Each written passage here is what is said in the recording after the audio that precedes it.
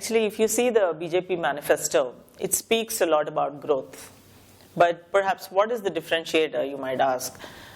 Because every manifesto speaks about growth. But here, what we specifically notice is that BJP manifesto speaks about not only growth, but growth with equity. Typically, in the last few years, we have seen that India has been growing, maybe the last decade. India has shown a good amount of growth from maybe 4% to even above 8%. But unfortunately, at that time, we saw the country's GDP growing, but the Human Development Index, the HDI, was pathetically low. We were somewhere like 130th nation in the world, obviously having 130 nations above us in the quality of life that we give to the citizen. So there's a lot of inequity that we saw. But today, if you see the manifesto of BJP, you will find that, I'll give a couple of examples. BJP's manifesto speaks about having 100 new cities developed. So it implies that they're going to invest heavily in urban infrastructure. But does it mean that they're going to neglect the rural hinterland? I don't think so.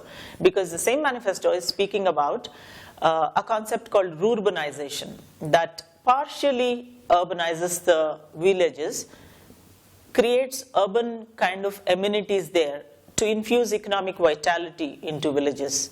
So that is equity. Another thing that I noticed about the BJP manifesto is that they're talking about empowering women. And this is, again, growth with equity, because typically you find 50% of this human capital assets being ignored or neglected by most manifestos. The third thing that is of a lot of importance that I see is in the area of eastern states and western states. In India, typically the eastern states have not developed as much as the western states. So they want to bring the eastern states also up to speed. So that is, again, equity. Another interesting thing is that wanting to identify 100 backward districts and bring them up to speed. So that is equity. And the last and the most important thing that perhaps pertains to our own state.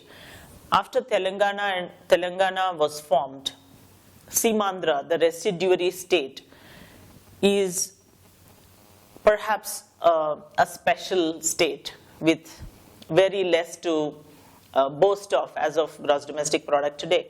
But the manifesto speaks about bringing this Simandra, or the residuary Andhra Pradesh, or the Andhra Pradesh as it is called today, up to speed by giving it special status and treating it and getting it up to some same speed. So all these are basic examples of BJP's manifesto that speaks about equity. Today, if you look around the world, big data is considered to be an economic asset, both for companies that are using big data and also for certain countries